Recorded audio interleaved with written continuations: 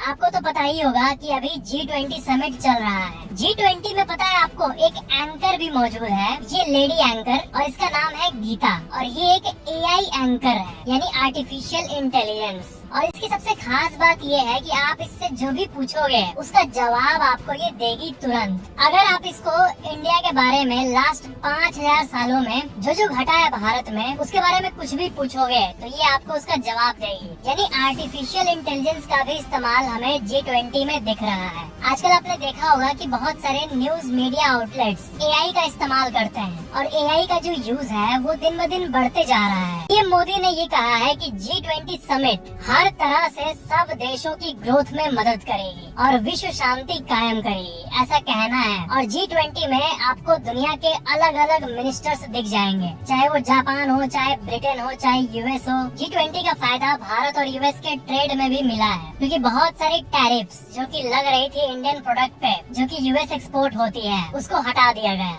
साल 2019 में इंडिया से जो स्टील और एल्यूमिनियम US में जाता था, उसमें US ने टैरिफ बढ़ा दिया था, और इसी के रिटेलिएशन यानी इसी के बदले इंडिया ने भी अमेरिका से जो चिकपीस, एप्पल, वॉलनट, आलमंड ये सब आता है, इन सब में टैरिफ्स को भारत ने भी बढ़ा दिया था।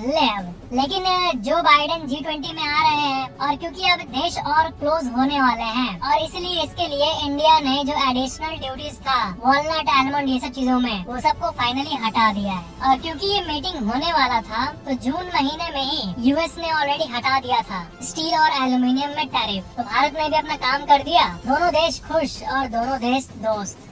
जब कंट्रीज साथ मिलकर बैठती है और जो कंट्री के लीडर्स हैं वो आपस में बैठकर बात करते हैं, तब कितनी चीजें सॉल्व हो जाती है उसको आप। अब इंडिया में भी फॉक्सकॉन कंपनी अपना एक 40 नैनोमीटर चिप का प्लांट लगाने वाली है, यानी भारत में भी अब सेमीकंडक्टर फैक्ट्रीज जोरों शोरों से बैठ रही है। यानी ये जो टेक्नोलॉजी की चीजें हैं उसकी तो अब कमी भारत में नहीं होनी चाहिए। आपका चाहे मोबाइल हो या फिर कार हो या फिर कैमरा हो, प्रिंटर हो या फिर कोई भी इलेक्ट्रॉनिक डिवाइस हो, सेमीकंडक्टर नामक ये जादुई चीज सब में लगता है। तो इसी के प्लांट को लगाने की जो बिडिंग प्रोसेस है उसमें हाथ डाला है फॉक्सकॉन ने, यानी इंडिया में भी अब प्लांट लगेगा, जो कि बहुत अच्छी बात है। इंडिया के एम्प्लॉयमेंट जनरेशन को देखे, अभी रिसेंटली जो इंडिया वर्सेस भारत की जो डिबेट चल रही है उसका भी एक रिपोर्ट रिलीज किया गया है पब्लिक में, और उसमें ये पता चला है कि अगर भारत देश से इंडिया वर्ड को एक्सक्लूड कर दिया जाए और हमें नोट्स में भारत लिखना पड़े, और पासपोर्ट में भारत लिखना पड़े, और आधार कार्ड में भारत लिखना पड़े, और इसरो को बिसरो बोलना पड़े, और IIT को BIT बोलना पड़े, मैप्स और नेविगेशन सिस्टम में अपडेट करना पड़े, तो इन सब चीजों में करीब 14,000 करोड़ का खर्चा आएगा। क्रेड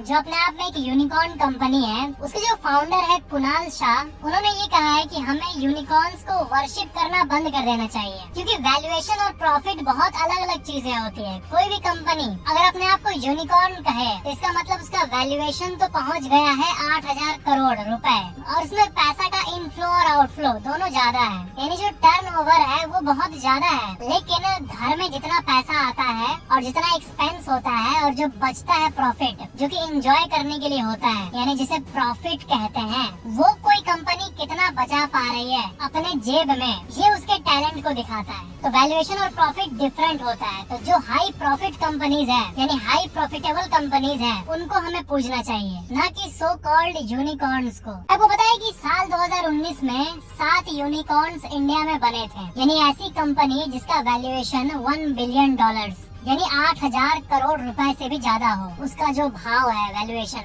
2020 में 11 बने थे, 2021 में 44 यूनिकॉर्न्स इंडिया में बने थे, 2022 में ये नंबर 23 था, यानी 23 यूनिकॉर्न्स इंडिया में बने थे। लेकिन अभी 2023 में सिर्फ 3 कंपनीज इसमें ऐड हुए हैं। जी हाँ, अभी इस साल सिर्फ 3 यूनिकॉर्न ही बने हैं इंडिया में। इंडिया में कहा जा रहा है कि फंडिंग विंटर लग गया है, यानी अब जो इंडिया का इकोसिस्टम स्टार्टअप था उसमें थोड़ा सा पॉज आया। अगली अपडेट है चैट जीपीटी को लेकर। चैट जीपीटी का जो ट्रैफिक है वो लास्ट 3 महीने से बहुत ज्यादा स्लिप होता जा रहा है। चैट जीपीटी आपको पता ही होगा कि कितना ट्रेंड में था, पूरी दुनिया में हाहाकार मचाया हुआ था, कुछ भी पूछो बता दे रहा था। और ऑफ कोर्स अभी भी ऐसा नहीं कि वो यूजफुल नहीं है, बहुत यूजफुल है, लेकिन उसका जो ट्रैफिक है वो अब कम हो रहा है। और जो लास्ट 3 महीना है, यानी जून, जुलाई, अगस्त इन तीनों में लगातार ट्रैफिक घटा है, थर्ड मंथ इन अ रो, जो कि अच्छी बात नहीं है चैट जीपीटी के लिए। इस दुनिया का सबसे बड़ा सर्च इंजन यानी गूगल के सीईओ सुंदर पिचाई ने ये कहा है कि जो ये आर्टिफिशियल इंटेलिजेंस टेक्नोलॉजी है, ये हमारे दुनिया का सबसे बड़ा शिफ्ट हो सकता है टेक्नोलॉजी के मामले में। और आपको पता है अभी लास्ट 100 सालों में जो सबसे बड़ी इन्वेंशन इंसानियत ने की है वो क्या है? वो है इंटरनेट। इंटरनेट एक ऐसी चीज है जिसने पूरे दुनिया के गेम को ही बदल डाला है। आप अभी वीडियो फोन में इंटरनेट के जरिए ही तो देख पा रहे हो। तो दुनिया को कनेक्ट कर दिया गया है और इंटरनेट को biggest invention of the last century कहा जाता है आफ्टर ऑटोमोबाइल्स, क्योंकि इसके पहले जो बिगेस्ट था वो था ऑटोमोबाइल्स, जिसके चलते ये दुनिया कनेक्टेड हो गई है। लेकिन सुंदर पिचाई का ये कहना है कि अब जो ये एआई है यानी artificial intelligence, it will be bigger than the internet itself, यानी ये इंटरनेट से भी बड़ा कुछ होने जा रहा है। और एक चीज का आंसर दे दूं, आप लोगों के मन में आ रहा होगा कि अभी मैंने बोला कि हाल में जो सबसे बड़ा इन्वेंशन था वो था इंटरनेट, उसके पहले था ऑटोमोबाइल्स, तो उसके पहले क्या था? तो उसके पहले एक्चुअली था इलेक्ट्रिसिटी। जी हाँ, बिजली, क्योंकि बिजली ने उसके पहले दुनिया को बदला था। और अब वही चीज एआई में हो रही है। The biggest technological shift we see in our life time.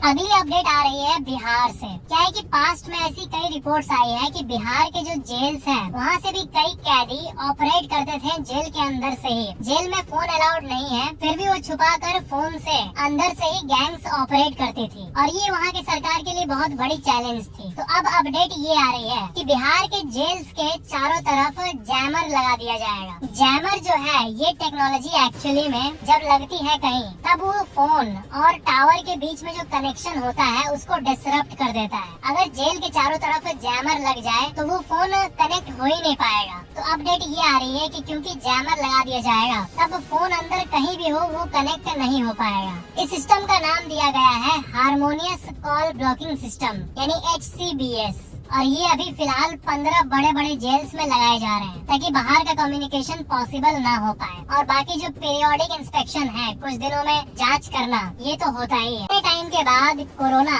वापस बढ़ रहा है पूरे देश में। अलग अलग जगह से अलग अलग म्यूटेटेड वेरिएंट्स की रिपोर्ट्स आ रही है, और इसमें एशिया जो है, एशिया कॉन्टिनेंट, वो सबसे आगे है फिलहाल नए केसेस के मामले में। तो WHO यानी वर्ल्ड हेल्थ ऑर्गेनाइजेशन ने सारे देशों से डेटा मांगा है कोरोना को लेकर, कितने सारे केसेस कितने कंट्रीज में आ रहे हैं। तो हो सकता है कि अभी ये जो हाहाकार है वो फिर से आ जाए, लेकिन कोई बहुत ही ज्यादा खतरनाक वेरिएंट तो ये नहीं है, लेकिन फिर भी केसेस बढ़ रहे हैं। रिलायंस कंपनी कितने सारे क्षेत्रों में है ये तो आपने जाना ही होगा, तेल में है, पावर में है, और न जाने कहाँ कहाँ है। लेकिन अब जो एआई का क्षेत्र है यानी आर्टिफिशियल इंटेलिजेंस, इसमें रिलायंस की नजर है, क्योंकि अब रिलायंस और एनवीडिया दोनों ने हैंडशेक कर लिया है, और भारत में एआई सुपर कंप्यूटर्स भी मैन्युफैक्चर होने वाले हैं। अब कुछ दिन पहले जियो ने अनाउंस किया था कि वो ब्लैक रॉक, जिसे कि इस वर्ल्ड का एक्चुअल में इल्यूमिनाटी कहते हैं, क्योंकि ऐसा माना जाता है कि ब्लैक रॉक कंपनी के पास इतने एसेट्स हैं, इतना पैसा है कि वो लिटरली हर एक जगह को कंट्रोल कर सकती है पैसे के बल पर। ब्लैक रॉक तो इसी के साथ मिलकर जियो फाइनेंशियल सर्विसेज इंडिया में एक एसेट मैनेजमेंट फर्म लॉन्च करने वाला है। यानी अगर आप अच्छे खासा कमा रहे हो और आपको चाहिए कि आपका पैसा बढ़े, तो ये आपका पोर्टफोलियो मैनेज करेगी, और जो म्यूचुअल फंड है उसे भी लॉन्च करेगी। ये ब्लैक रॉक के इल्यूमिनाटी होने वाली जो चीज है, इस पे लोगों का बहुत इंटरेस्ट जा रहा है। देखो, जो इल्यूमिनाटी है वो एक ऐसा ग्रुप माना जाता है जो कि इस दुनिया के हर एक एस्पेक्ट को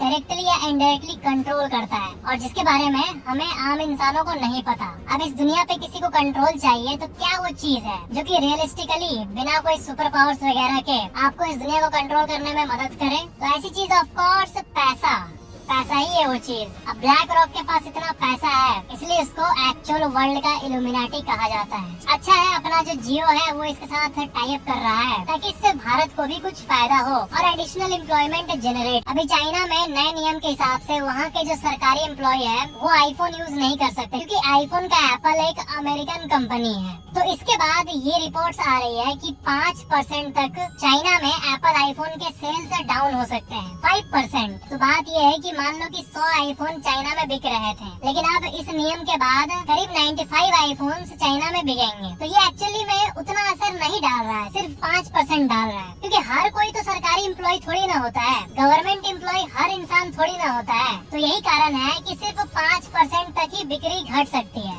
और शेयर प्राइस भी इसी के हिसाब से 190 रुपए पर शेयर था एप्पल का, और वही 6% घट के 178 पर ट्रेड कर रहा है एज पर टुडे। तो ये एक्चुअली में जितना लोग सोच रहे थे उतनी बड़ी बात है नहीं, क्योंकि हर कोई गवर्नमेंट एम्प्लॉय थोड़ी ना होता है। नॉर्मल पब्लिक के लिए अगर कुछ बैन हो जाए तो उससे पूरी कंपनी तबाह हो सकती है। एक छोटे से ग्रुप ऑफ पीपल के लिए ऐसा हो तो ये कोई बड़ी बात नहीं है।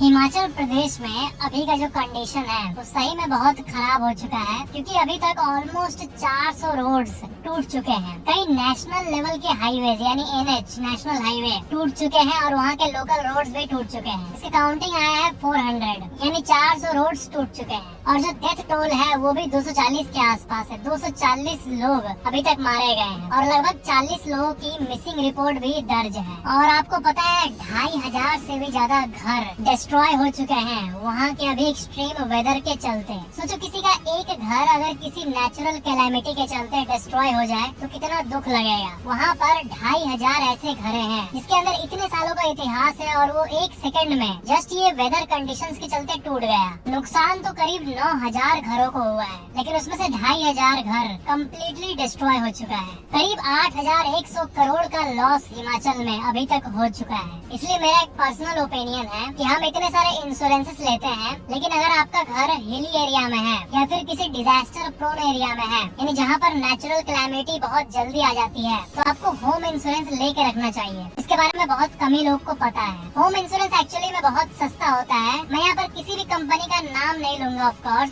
वो आप खुद रिसर्च कर सकते हो जाकर, लेकिन आपको बस एक बेसिक नॉलेज दे रहा हूँ कि होम इंश्योरेंस होना चाहिए। और अगर आपके मम्मी पापा को इसके बारे में पता नहीं है तो आप बता सकते हो, अगर आपका घर ऐसे रिस्की एरिया में है तो। होम इंश्योरेंस में क्या होता है कि किसी का घर अगर पूरी तरह से डिस्ट्रॉय हो भी जाए तो बाद में उसी जगह पर रेनोवेट करने में या फिर घर बनाने पर जो भी कॉस्ट आएगा वो पूरे का पूरा कॉस्ट, मान लो 80 लाख कॉस्ट आया घर का, तो पूरा का पूरा कॉस्ट इंश्योरेंस कंपनी देगी। तो मेरे पर्सनल ओपिनियन के हिसाब से वो बहुत बेनिफिशियल होता है। ऐसी वीडियोस के लिए चैनल को सब्सक्राइब करके बेल आइकन पर क्लिक करके ऑल पर जरूर क्लिक कर लेना, ताकि आपको नई वीडियो की नोटिफिकेशन सबसे पहले मिल जाए। Thank you so much for watching this video.